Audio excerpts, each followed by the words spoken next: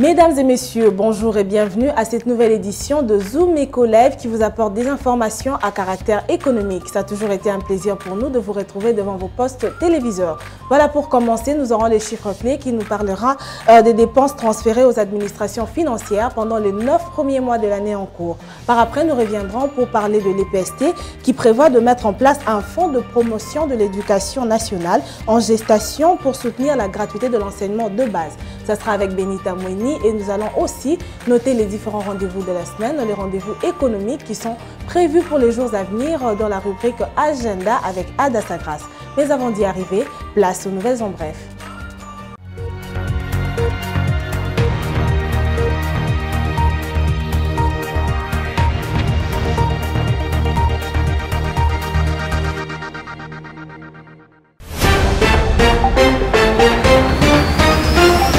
Les nouvelles en bref de cette édition commenceront avec cette information. Le ministère de l'enseignement primaire, secondaire et technique prévoit de mettre en place un fonds de promotion de l'éducation nationale dans l'objectif de soutenir la gratuité de l'enseignement décrété par le chef de l'État congolais, Félix-Antoine Tshisekedi.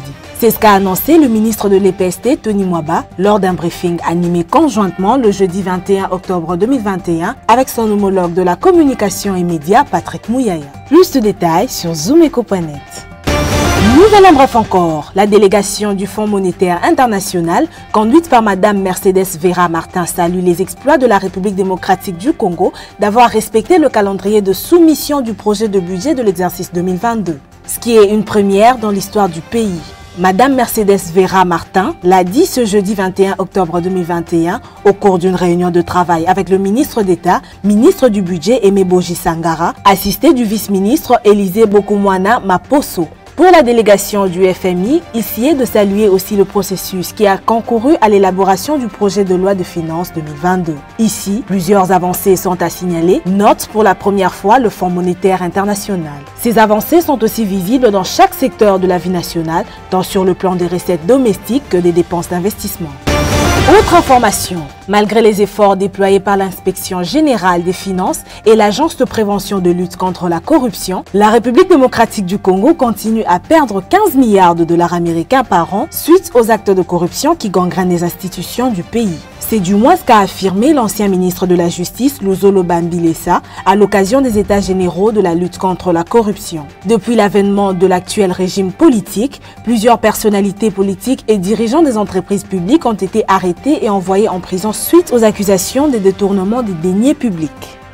Terminons ces nouvelles en bref avec cette information qui parle de l'agence japonaise de coopération internationale qui a présenté ce jeudi 21 octobre 2021 au ministre d'État, ministre des Infrastructures et Travaux publics Alexis Gisaro, le projet de renforcement des capacités pour la mise en œuvre du plan directeur des transports urbains de la ville de Kinshasa. Exposé par le représentant de la JICA en République démocratique du Congo, ce projet a pour objectif de structurer et renforcer la gestion administrative dans le secteur des transports urbains. Au nom du gouvernement, le ministre d'État en charge des ITP, Alexis Gisaro, a promis son soutien et accompagnement dans le cadre de ce projet qui vise à développer la ville de Kinshasa. Qu'est-ce qui s'observe actuellement sur le marché de change? Nous aurons plus de précisions avec Judith Unamaka, mais elle ne parlera pas que de ça. Elle nous ramènera aussi des précisions sur les dépenses qui ont été affectées ou transférées aux administrations financières pendant les 9 premiers mois de l'année en cours. Suivez.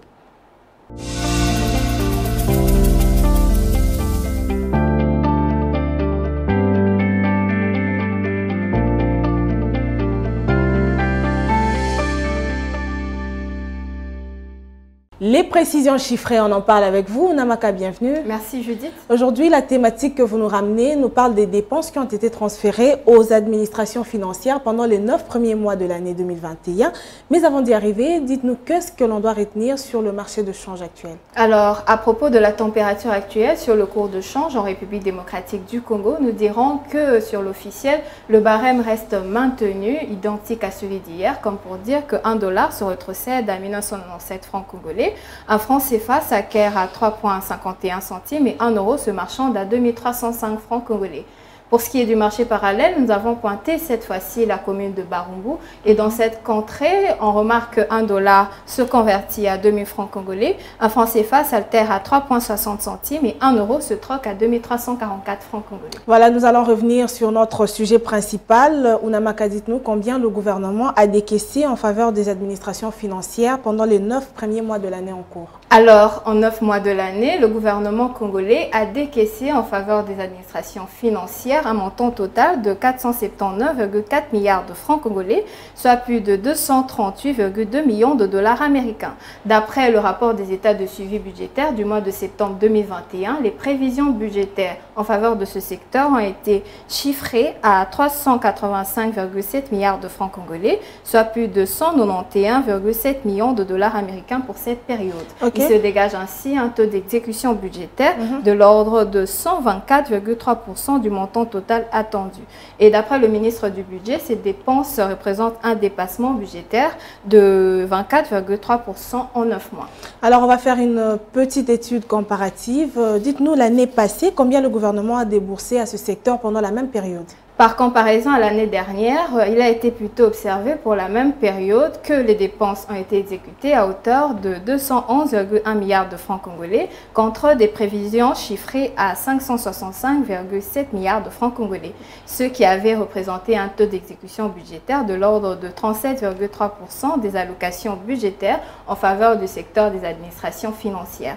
Et il faut noter par ailleurs que l'augmentation du montant rétrocédé aux administrations financières au cours de cette période n'est pas un fait anodin. Elle se justifie justement par l'augmentation des recettes mobilisées par ces administrations financières au cours de cette période. Merci beaucoup à vous, Ounamaka, pour ces précisions chiffrées. Ça a toujours été pour nous un grand plaisir de vous recevoir sur ce plateau. Et voilà que la semaine se clôture. Je vous souhaite déjà un bon début de week-end. Merci à vous, Judith.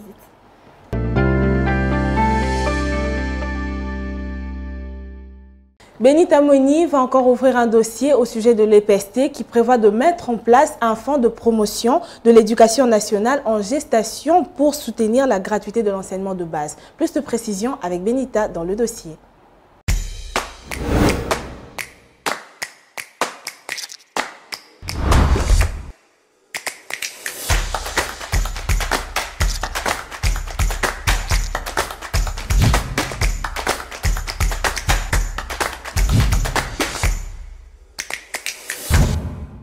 Le dossier du jour, c'est avec vous, Benita Mouini, bienvenue. Merci Piomo. Alors aujourd'hui encore, nous allons ouvrir une fois encore ce dossier au sujet de l'EPST pour en savoir plus. D'après les dernières nouvelles, déjà hier, jeudi 21 octobre 2021, il y a eu un briefing animé conjointement par le ministre de l'EPST, Tony Mwaba, et son collègue de communication et médias, Patrick Mouyaya, où ils ont parlé de la mise en place d'un fonds de promotion de l'éducation nationale pour soutenir la gratuité de l'enseignement des bases. Mais on aimerait savoir plus concrètement quel sera l'apport donc de ce fonds.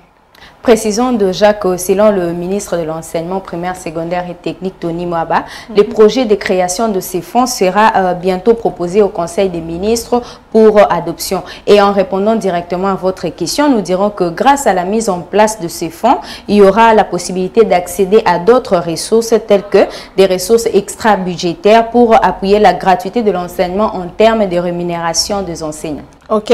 Alors la deuxième question est de savoir qu'est-ce qui ressort des statistiques fournies par le ministre de l'EPST au sujet de la gratuité de l'enseignement de base. Selon les statistiques fournies par le ministre de l'Enseignement, Tony Mwaba, la gratuité a des effets positifs, notamment le retour dans le parcours scolaire des 4 millions d'enfants en 2019 et 2 millions ont attendu pour l'année en cours. Elle a également permis à quelques ménages de faire des économies. Donc, au lieu de payer de frais pour ces enfants, cet argent permet à faire autre chose dans la maison. Ok, alors quels sont voilà, les défis à relever pour finalement réussir cette gratuité de l'enseignement de base? Les défis à relever pour la réussite de la gratuité de l'enseignement de base sont notamment liés à la qualité, aux défauts d'équipement et aux problèmes des salles qui sont surpeuplées. Donc, on peut trouver dans une salle 400 élèves, 150. Ainsi, en répondant à la question sur la grève des enseignants, Tony Mwaba, qui est le ministre de l'Enseignement, a rappelé qu'un arrêté interministériel autorisant la reprise de pourparlers a été signé. Merci à vous, Benita, pour ce dossier. Nous allons prendre juste après vous un élément qui va appuyer et compléter ces propos que vous nous avez ramenés au sujet de ce briefing qu'il y a eu avec le ministre de l'EPST et celui de Médias et Communication. Nous allons suivre cet élément de reportage. Suivez. La gratuité de l'enseignement n'est pas le programme exclusif du chef de l'État, Félix-Antoine Tshisekedi. C'est d'abord une réforme constitutionnelle pour montrer la détermination du peuple congolais. Ceci a été inséré dans la Constitution pour qu'elle soit obligatoire depuis 2006. Mais malheureusement, cette gratuité telle qu'annoncée dans la Constitution depuis 2006 a beaucoup souffert de sa mise en œuvre. Il a fallu attendre 2019 avec l'avènement du président Félix-Antoine Tshisekedi Tshilombo que finalement la gratuité a été rendue effective. Elle a été sortie de la Constitution, elle a pris corps sur terrain. C'est vrai que dans un premier temps, elle a souffert parce qu'elle n'a pas reçu ou elle n'a pas été accueillie par des acteurs qui étaient déterminés, qui avaient la volonté que cette gratuité soit vraiment vécue pleinement et entièrement. La gratuité telle qu'elle a été rendue effective, elle a créé le bonheur des uns, en tout cas de la plus grande partie de la population, je parle des enseignants, des écoles, mais elle a aussi créé les malheurs des autres. Je parle bien des malheurs des autres, je vais préciser, c'est pour tous ceux qui tiraient profit du système de prise en charge des enseignants par les parents. Depuis qu'on a décrété la gratuité de l'enseignement, ça a été pour eux une déclaration de guerre. Et c'est ça le vrai problème. Mais la gratuité, il faut souligner, elle a des effets positifs et des effets induits. Parmi les effets positifs, vous avez les retours dans les parcours scolaires de plusieurs millions d'enfants. Déjà en 2019, il y a eu 4 millions. Cette année, d'après les évaluations, au moins 2 millions d'enfants sont encore attendus dans les parcours scolaires. Nous pouvons encore connaître des effectifs pléthoriques en ce qui concerne les retours dans les parcours scolaires. La gratuité a permis également à certains ménages de faire quelques économies, surtout les familles nombreuses. Mais les effets induits sont connus. Il y a eu cette affaire de surpeuplement des classes qui nous appelle, n'est-ce pas, à construire de nouvelles salles de classe, même à construire de nouvelles écoles. Il y a un problème aussi sur la qualité qui n'a pas commencé aujourd'hui, mais il faut faire aussi un focus là-dessus parce que la gratuité devrait marcher de pair avec la qualité. Et donc, dans ces effets induits, vous avez également les défauts d'équipement, pas seulement des bancs, des fournitures scolaires, des manuels didactiques. Tout ça, ce sont des défis auxquels nous sommes aujourd'hui confrontés. Et quand nous parlons de la consolidation, de la pérennisation de la gratuité, c'est parce que nous allons nous attaquer à tous ces effets induits, de manière à ce que cette gratuité marche de pair avec la qualité de l'enseignement. Une fois encore, nous allons pousser notre réflexion plus loin avec Patrick Bombouka dans l'édito du jour. Suivez.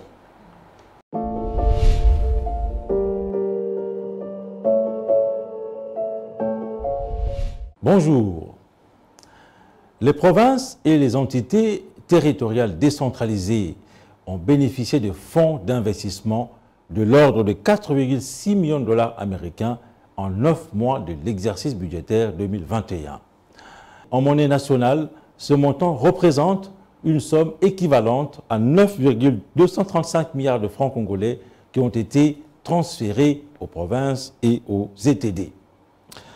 Pour cette période, les prévisions linéaires du gouvernement congolais en faveur des investissements au profit des provinces et entités territoriales décentralisées ont été arrêtées à plus de 338 milliards de francs congolais, soit un peu plus de 170 millions de dollars américains.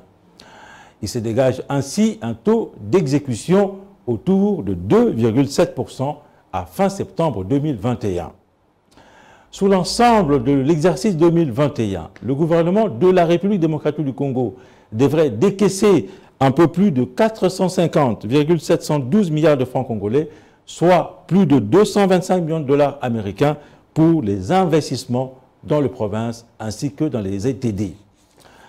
Petit à petit, les villes, les villages et territoires reçoivent des fonds d'investissement qui ont été longtemps banalisés.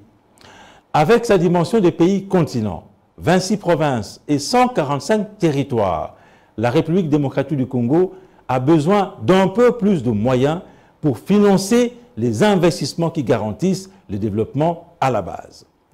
Merci de votre attention.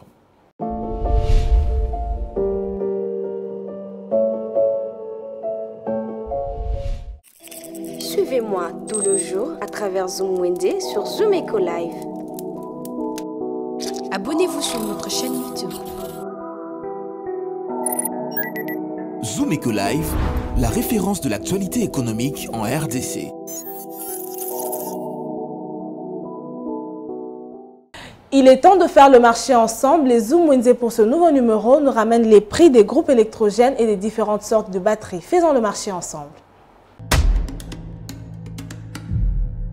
Bienvenue à tous. Les coupures d'électricité sont devenues monnaie courante dans pratiquement tous les secteurs de Kinshasa.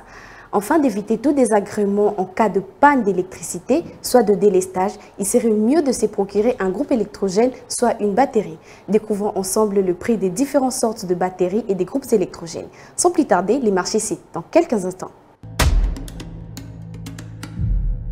Débutons avec un groupe électrogène de 3,5 kVA qui est vendu à $350 avec diesel. Celui des 1,5 kVA, le prix est fixé à $220 avec essence. Un groupe électrogène de 5,5 kVA revient à $1 850 avec essence. Un autre groupe électrogène de 8 kVA coûte $1 650 avec diesel. Un autre groupe électrogène de 8 kVA se vend à $1 800 avec un poste de soudure. Celui de 3 kVA, le prix est fixé à $600. La grande mesure de 10 kVA se vend à $15 000. Pour le prix de batterie, une batterie de 45 ampérages, le prix est fixé à $116. Une batterie de 50 ampérages est vendue à $135. Celle de 60 ampérages revient à $155. De 70 ampérages coûte $165. De 74 ampérages, le prix est fixé à $185. $195 pour 80 ampérages. Nous avons aussi le prix de batterie de 95 ampérages qui est fixé à $230. Clôturons avec 100 ampérages qui est vendu à $225. Merci de nous avoir suivis. Prenons rendez-vous pour un prochain marché. Les rendez-vous économiques, c'est dans l'agenda sur Zoom Eco Live. Abonnez-vous sur notre chaîne YouTube. Zoom Eco Live, la référence de l'actualité économique en RDC.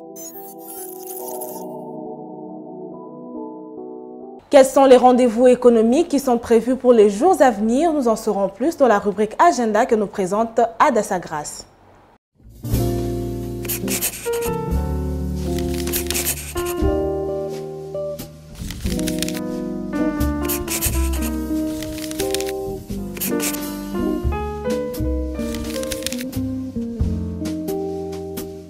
Bienvenue à l'agenda. Pour aujourd'hui, commençons par vous rappeler que la première édition du Salon Logiciel et Innovation a débuté ce vendredi 22 octobre à l'hôtel Pullman de Kinshasa et va se clôturer le samedi 23 octobre prochain avec le thème Numérique, Révolution et Solutions en RDC. Autre rappel, il s'agit de Journée Business Boostée qui a commencé ce vendredi 22 octobre à l'hôtel Sultani de Kinshasa, signalant qu'elle va se clôturer le samedi 23 octobre 2021 avec le même thème, l'entrepreneuriat féminin. Et pour finir, World Consult SRL organise une nouvelle session en passation de marché public qui débutera le lundi 25 octobre prochain à Kinshasa, signalant qu'elle ne sera pas gratuite car le frais des participations est fixé à $110, sans oublier $5 comme frais d'inscription. Merci de nous avoir suivis. Au revoir. Nous vous amenons au cœur de l'actualité économique en RDC. Que dire alors de l'évolution du taux de change en République démocratique du Congo? Il y a eu à noter une stabilité relative du taux de change. Tout savoir sur la conjoncture économique, les différents taux de change officiels et parallèles. Tout apprendre et mieux comprendre le rendez-vous économique. Nous vous apportons plus de précisions.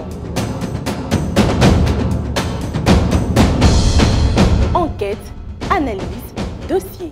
Nous vous rapprochons de la réalité congolaise. Le Watt est un symbole de fierté pour la femme africaine. Sur ce sujet, nous vous souhaitons bienvenue. Entrepreneuriat et activités économiques, chez nous, faisons les marchés ensemble. Nous avons appris à être plus près de vous. Offrir à vos yeux ce qui est bon pour votre tête. Suivez-nous également sur nos différentes plateformes. Zoom Eco Live, la référence de l'actualité économique en RDC.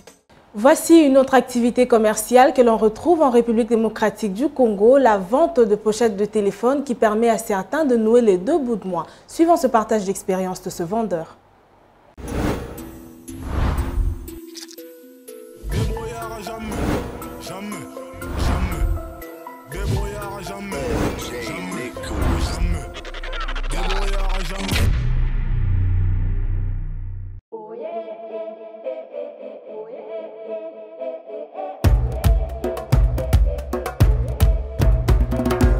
natekaka pochette, anti-casse, chargeur, téléphone, nyonso pena natekaka. Na bandi yango depuis 2013.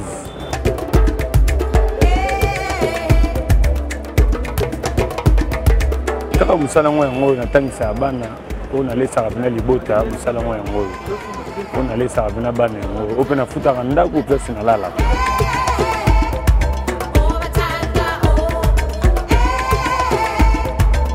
Ba difficulté ça moi belé po mboka et marché sous bien tata biso ba petit commerce to te kasute to se retrouver tout ndenge zalaki kala n'importe où on est les gars qui même des zagi moi bien sur au moment où pas si pena mingi les pour to ya pe depuis ton ti pourquoi au te qui peut le roter mais au zoninda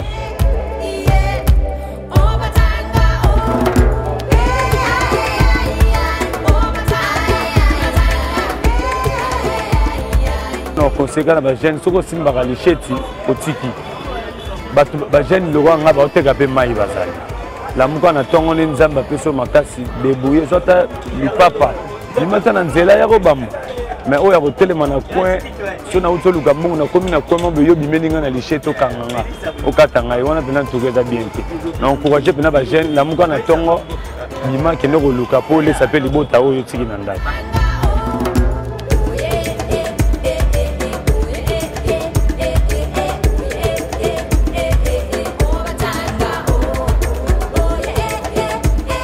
Le gouvernement a en tout cas basa l'effort on a biso ba petit commerce basa la ben effort en tout cas et l'autre tout le monde en passe un bato ba uta libanda bando na biso mususu on ndeti ba indien depuis ba yi ana mboka ba ko bomela biso commerce à 100% tande tingande na zao na ko teka antikas na teki pochette mais india zo teka antikas na pochette na kati ya magasin so nde tinga petit peuple nde tinga na teka ninga mo kolomboka c'est que l'on a oteka india yena ngo oteka ngo pe na kati c'est yefa teka la biso na dego yazo teka ngo na pièce moko so nde tinga pe na kena sombi pona teka na zota 100 francs na oteka souté parce que comme so client koti na kata sombele téléphone na teka na antikas antekla na pochette et au moins ce que biso pe au moins ce que crise comme makasi na mboka pona ni be ndia ba ko boma biso mboka oyo pona ni gouvernement na biso aza forte en tout cas pena gouvernement biso atala pena biso pena ba petit peuple na ce qui pena ya solo pena biso nde pena to votaka bango to tshaka bango place wana atala pena situation na biso.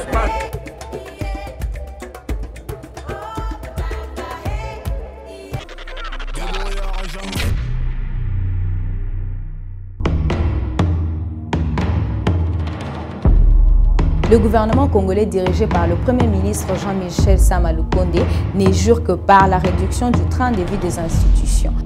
Merci à vous Judith Piombo pour ce dossier. Merci Unamaka.